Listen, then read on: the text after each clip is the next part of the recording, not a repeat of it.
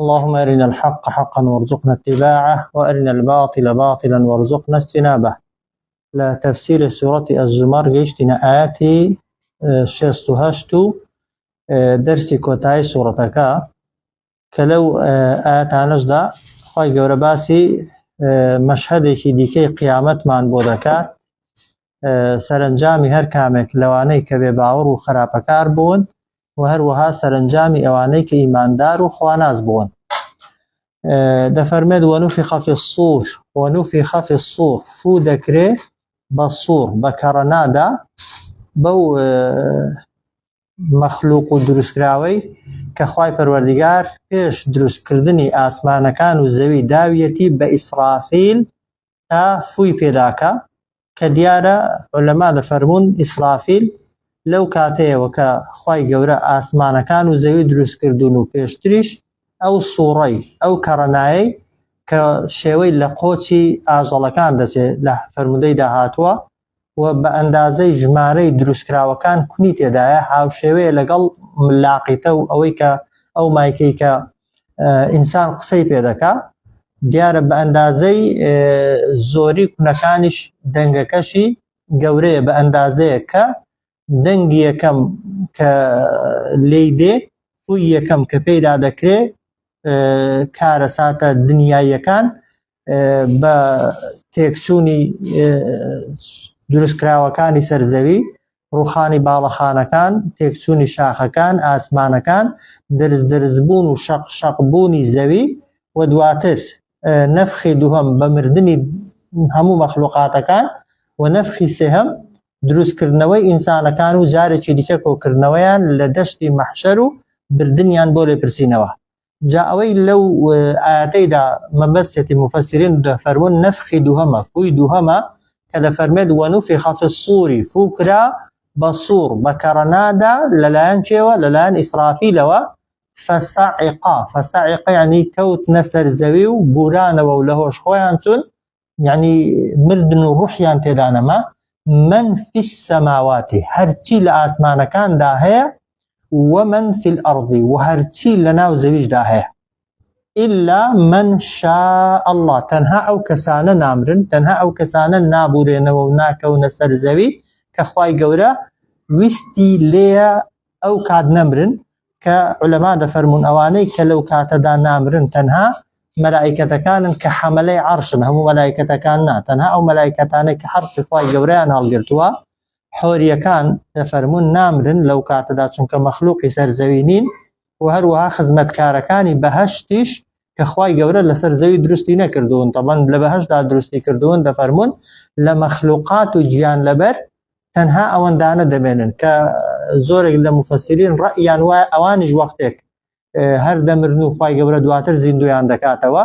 چونك خواي پروردگار ذاتك بيستي بهيت مخلوقاتو دروسكراوك نيا صوتك و دنگك فوكك بصور و كرنادا دكرهن لبهيزا هيت روح لبرك و جيان لبرك لآسمانكان و لزويدا نامنه تنها لو انده مخلوقانه نبيك خواي قورا ويستي ليني او كاتبيان مرنت بوه طبعا او مشهدي يكم كلو سورة دا باسي دا كادا فرمد ونفخ في الصور فكرة بصور دا بكرنا دا فصعق يعني كوت نسر زوي ولهوش خويان سونو مردن من في السماوات اوي هي لاسمان كانوا ومن في الارض واوشي كهي لزوي دا إلا من شاء الله تنها أو كسانا نامرن وروحيان درناتيتو نابورين وكخواي قورا ويستي ليه بمن وجاره أو جار دفرمي ثم باشان يعني دواي وقدل الزمن كخوا دزاني چندا نفخ فيه فو دكريتو بو صورة دا أخرى جاري جديكا كوفوي سيما ثم باشان چندی پیدا چه خواه بخوی دزانه نفخ فيه فو دکریتو بو صورة دا بو کرنایه دا بو شیو قوچه دا بو شیو مکبره دا اخرى جاری چی دیکا فإذا لو کاته دا کفو کرایه و بو جاری سیهم بصورة کدا هم اوان مروفکان دروسکراوکان قیامون همویان لشوین خویان راده وستن ينظرون سيري ناڕەحاتی و ناخۆشیەکانی قیامەت دەکەن یا سەیری یەکتری دەکەن و چاوەڕێی ئەوە دەکەن کەی خوای گەورە محاسەبەیان کات و لێپرسینەوەیان لەگەڵدا بکە. ونفخ في الصور فكرا بصوردا فصعق بوران و لهوش خویان چون بمعنى اوي روحيان لبر هات دري من في السماوات ومن في الارض اوي لا اسمان كان دا هيك ملائكه كانن واوشي كلنا زوي دا هي مروف غير مروف درس كراو كان ديك بانسان وجنوكو جيان داركان الا من شاء الله تنها او دانا نامرن كخوا وستي لي نمرن ثم نفخ فيه أخرى باشان فكرة وبو كرنايدا جارجي ديكا فإذا هم أو كاتا أوان قيام لشويني خوان هلدس نوا راز دبنوا ينظرون سيري ناخوشي ونارحات يكاني قيام الدك أو جار نفرمد وأشرقت الأرض بنور ربها وأشرقت الأرض روناق دبيت ولو كاتدا زوي بسي بنور ربها بنور روشناي پروردگاري أوزر ووضع الكتاب دا دندري لبردمي هر كسك دا لبردستي هر كسك دا نامي كردوكاني خوي فيدا قلت لي اقرأ كتابك بو خود نامي كردوكاني خود بخوينوا وكفى بنفسك عليك شهيدا بس شكا بس بو خود شاهد بلا سر خود اگر کس شاهدید لسر ندا بو خود سیری خود کی بو خود تماشای خود کی تزانی چیت کردوا و اگر کس محاسبت نکات و لپرسینود نکا بو خود اگر وقت دلی عنادی نکی و ناشتوانی بیکی دتوانی ببی شاهد لسر خود یا هر بنامه کردوا کانی خود دزانی مصیرت شویا بهشتا يان دوزخ خواب نامنده وأشرقت الأرض بنور ربها روناق بويا والزوي بنور روناشي پروردگاري ووضع الكتاب دان درا نامي كردوكان لبردمو لبردستي هر يكيك دا او جار وجيء هندران چه بالنبيين پیغمبران سلام اخوان لبتا پرسياريان لبكرد لسر اوی که آیا پیامکی خوا پیس پاردون گیاندویانه بشوینی خویان یان نا و الشهداء و هروها شهداش دهندرن شهداء چین هندق لعلماء ده فرمون كذا والشهداء يعني ملائكة كانوا نامي كردوا كانوا واندام كان خود كشاهدين لسرددن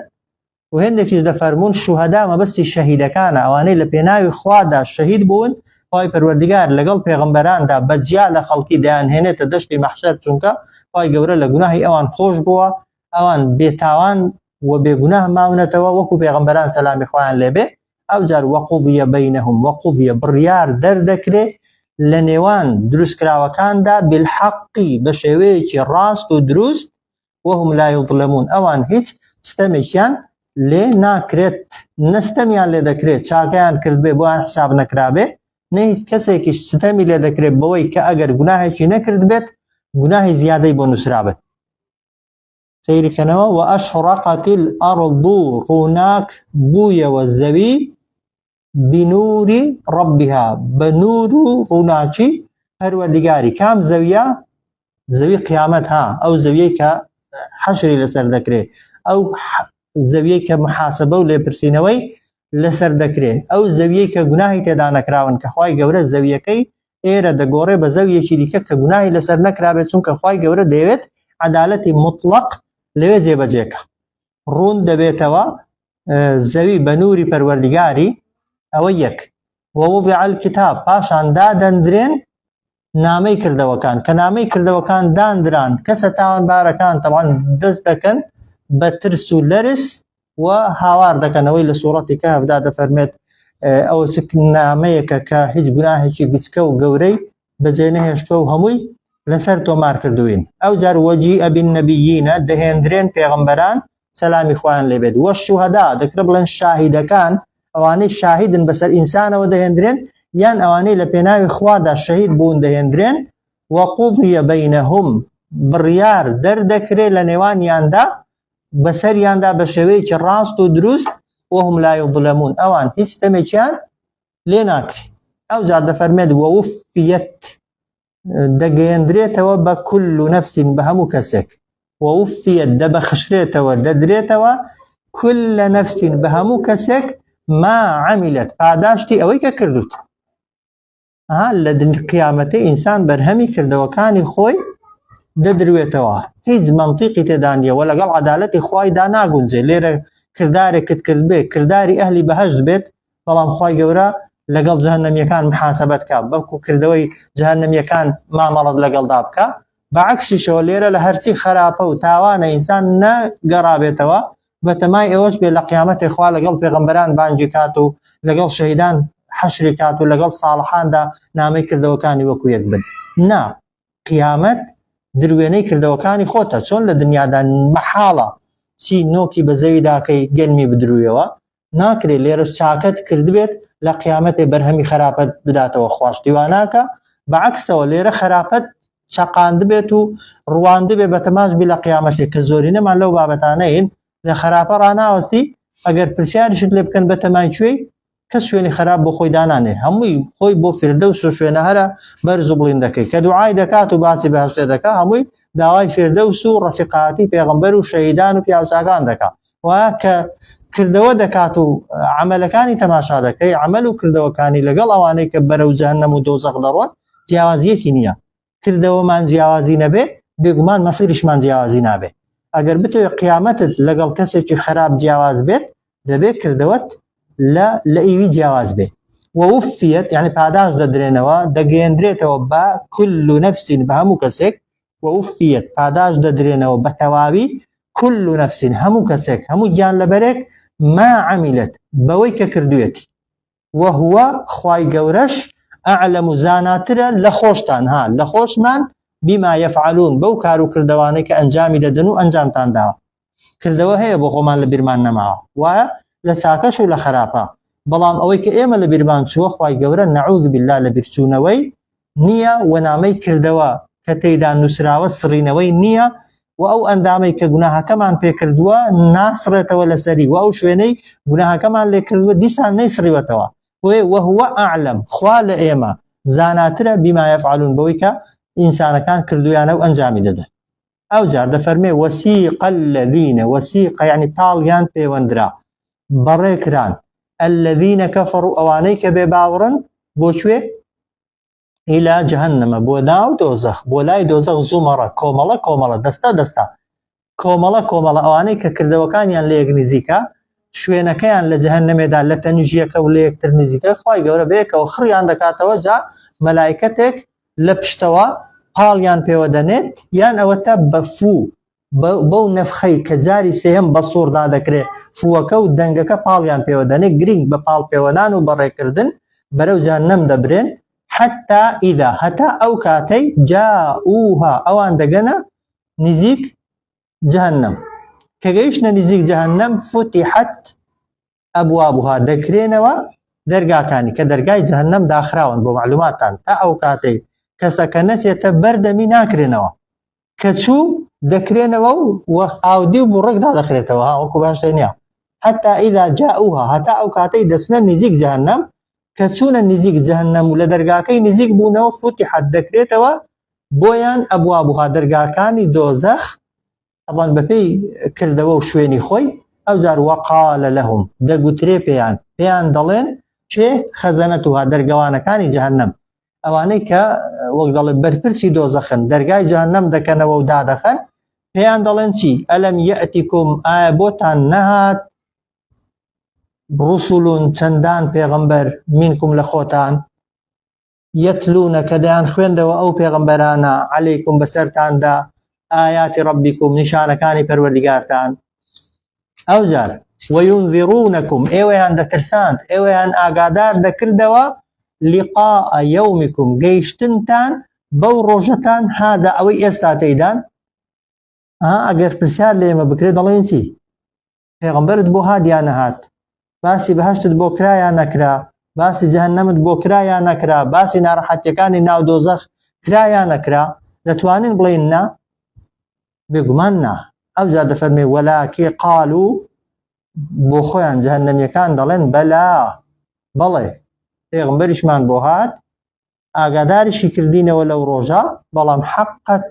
حەقەت سەپێندرا جێگیر کرا بەسەرماندا کەلیمەت العذابی بڕیاری خوای پەروەردگار على الكافرين بەسەر هەموو ئەوانەدا کە بێ باوەڕ. واضحە کەوە ئیعترافە بۆی کە ئێمە بۆ خۆمان تاوانی خۆمانە وەکەم تەرخەمی پێغەمبەران نییە.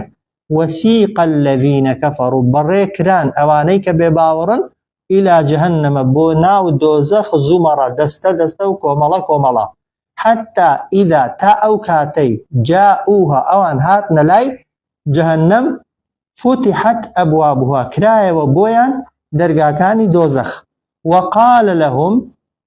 گوتی پێیان دەڵێ پێیان چێ پێیان دەڵێ خەزەنەتها دەرگەوانەکانی جهنم وەکو سەرزەنشکردن وەکو تعزیرێکی نەفسی پێیان دەڵێن ئەلەم یەئتیکم ڕوسول منکم ئایا بۆتان نەهاتبوو کۆمەڵێک لە پێغەمبەران لە خۆتان ئەوجار یەتلونە عەلەیکم ئایاتی ڕەبیکم دەیان خوێندەوە بەسەرتاندا ئەو پێغەمبەرانە نیشانەکانی پەروەردگارتان وەیونذیڕونەکم ئێوەیان ئاگادار دەکردەوە لیقاء لە گەیشتنتان بە یەومیکم بەو ڕۆژەتان هذا ئەوەی ئێستا تێکەوتون قالوا گوتیان یا دەڵێن بەلا بەڵێ پێغەمبەرانمان بۆ هات ئاەتی خۆیان بۆ خوێندینەوە لەو ڕۆژەش ئاگاداریان کردینەوە بەڵام ولكن بەڵام حقت جێگیر بوو بەسەرماندا سەپێنرا بەسەرماندا کەلیمەت العذابی بڕیاری سزای خوا على الكافرين بەسەر هەموو ئەوانەدا کە بێ باوەڕن بڕیاری خوای کامەیە ئەوە کە بڕیاری داوە لأملأن جهنم من الجنة والناس أجمعين خوا بڕیاری داوە دەفەرمێ پڕ دەکەم دۆزەخ لە ئینسان و لە جنۆکەکان ئەوانەی کە بێ باوەڕ ئەوجار دەفەرمێ قیلە دەگوترێ مادام وایە تاوانەکە تاوانی خۆتانە ادخلوا بڕۆنە ئەبواب جەهەنەمە ناو دۆزەخەوە لە دەرگاکانیەوە ئەوجار خالیدینە فیها بەنەمری و هەمیشەیش تێدا بمێننەوە فبئسا خراپترین مەثوەن شوێن و جێگا دۆزەخە بۆچێ المتکبرین بۆ ئەو کەسانەی خۆیان بە گەورە زانیوە لە بەرامبەر خوا و فەرمانی خوا و لە بەرامبەر پێغەمبەراندا سەلامی خۆیان لێوێ قیلە گوترا یا دەگوترێ ودخلوا بڕۆنە ئەبوابە دەرگاکانی دۆزەخ یعنی بڕۆنە دۆزەخەوە لە دەرگاکانیەوە خالیدینە فیها بمێننەوە لە ناویشیدا بەنەمری و بە هەتا هەتایی فبئسا یعنی خراپترین مثوەن شوێن و جێگا المثوى المتكبرين خراپترین جێگا و شوێنە بۆ ئەو کەسانەی خۆیان بە گەورە گرتووە ئەوجار وسيق الذين اتقوا ربهم دیسان ئەوجار بەڕێکران ئەوانەی کە خۆپارێز بوون لە پەروەردگاریان بۆ کوێ إلى الجنة بۆ لای بەهەشت زومەڕە ئەوانیش دەستە دەستە وسيق بەڕێکران الذين اتقوا ئەوانەی خۆپارێز بوون لە کێ خۆیان پاراستووە ربهم لە پەروەردگاریان خۆپارێز چێیە هاجارێکە باسمان کردووە لای کەمی ئەو کەسەیە کە واجباتی کردووە کەم تەرخەمی نەکردووە لە جێبەجێکردنی واجباتەکان و هەروەها لە کەبائیرەکان و لە گوناها گەورەکانیش خۆی بەدوور گرتووە هەر کەسێک واجباتی کردبن واجباتە سەرەکیەکانی کردبن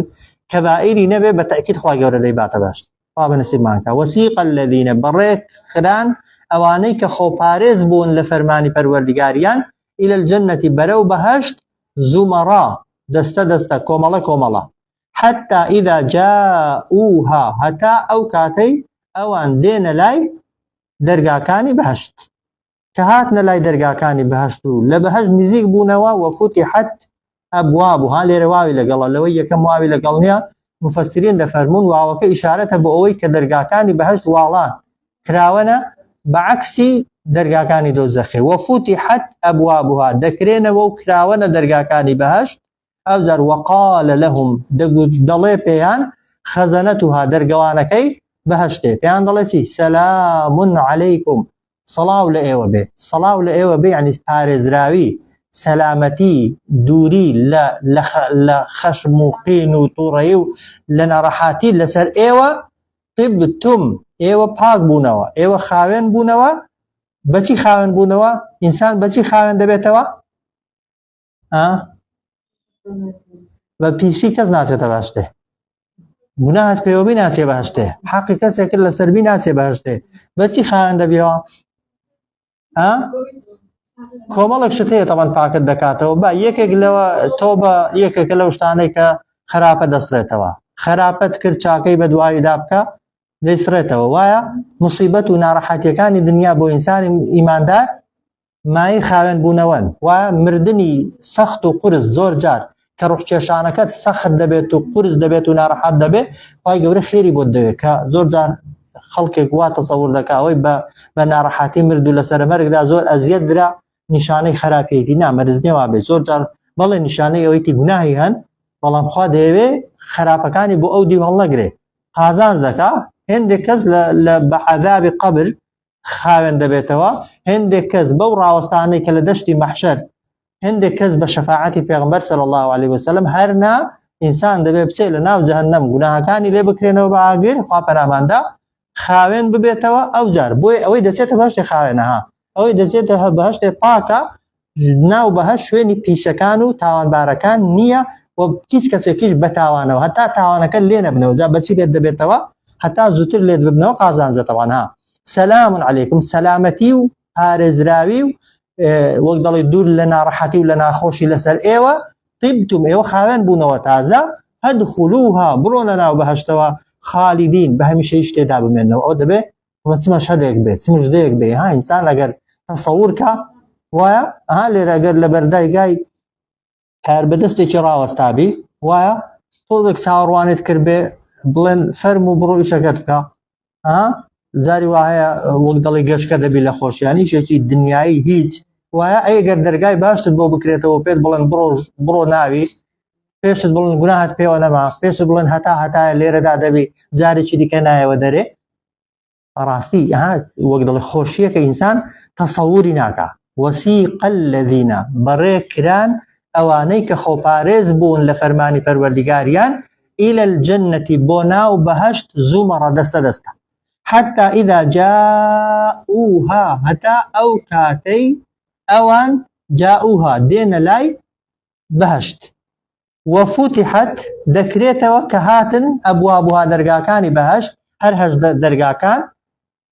جا هەیە تەمان لە هەر هەشت دەرگاکان ڕابانجی دەکرێت بۆ معلوماتتان هەیە ئیمانداری وا هەیە هەر هەشت دەرگاکان وەک دەڵێ سەرپشکە لە کامیان دەچێ و هەشە لەوانەیە لە حەوتیان هەیە لە شەشیان هەیە لە پێنجیان و هەشە لەوانەیە تەنها یەک دەرگای بۆ بکرێتەوە بەبێ گومانیت هەتا دەرگاکەت زۆرتر بنیانی شوێنەکەت بەرزتر و بڵینترە ئەو جار وەقالە لەهم خەزەنەتوها لە هەر دەرگایەکیەوە بچی دەرگەوانەکە پێت دەڵێن سەلام عەلەیکم سەلامەتی ئارامی بێترسی پارێزراوی لەسەر ئێوە طیبتم ئێوە خاوێن بوونەوە پاک بوونەوە ئەو جار فەدخولوها بڕۆنە ناو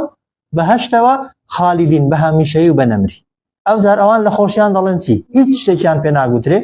ناتوانن هیچ بڵێن تەنها ئەوەی دەڵێن وەقالو گوتیان دەڵێن الحەمدولله یعنی هەرچی ستایش و سوپاسکردن و حەمدکردن هەیە هەمووی تەنها و تەنها بۆ خوا کام خوایە الذي صدقنا وعده ئەو خوای کە بەڕاستی گێڕا بۆمان ئەو بەڵێن و پەیمانی کە پەیدا بووین ئەوە یەک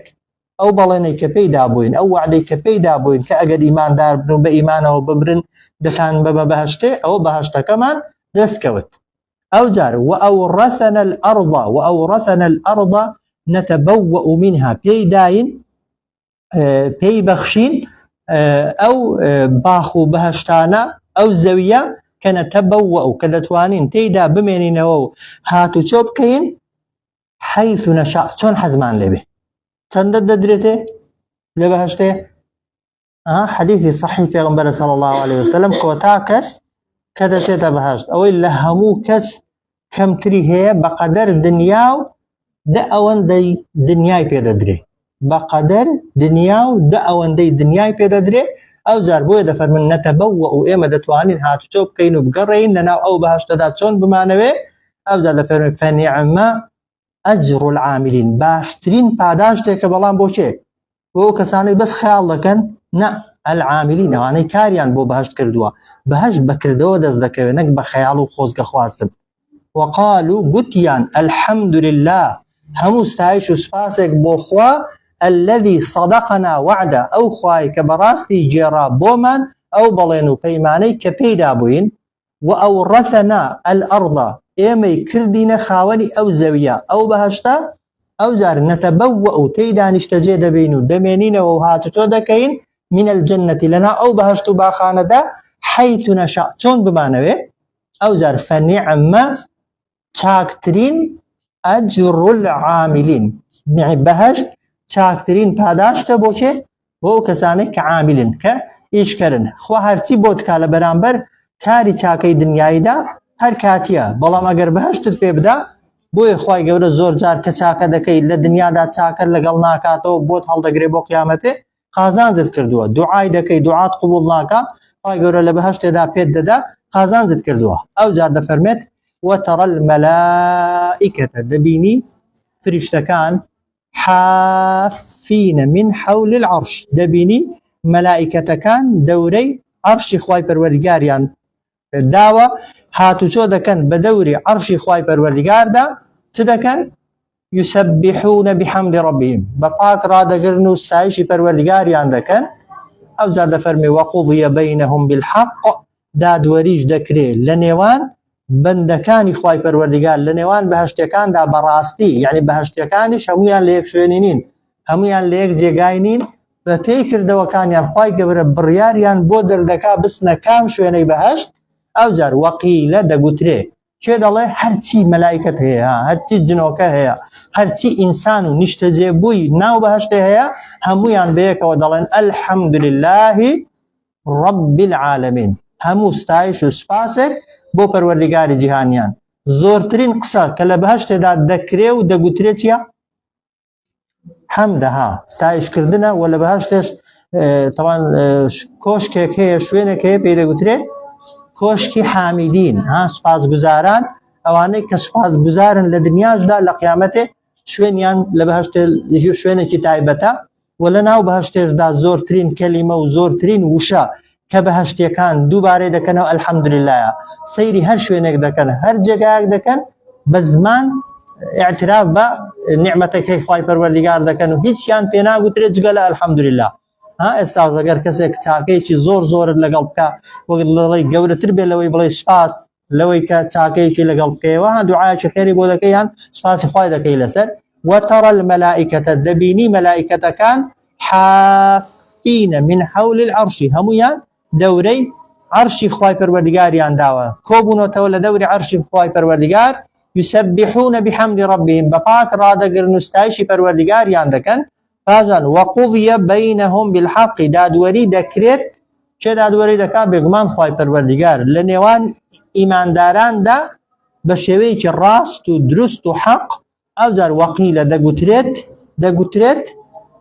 کە عەدالەتی مطلقی خوای پەروەردگار بیندرا الحەمدولله هەموو ستایش و سپاسێک بۆ خوا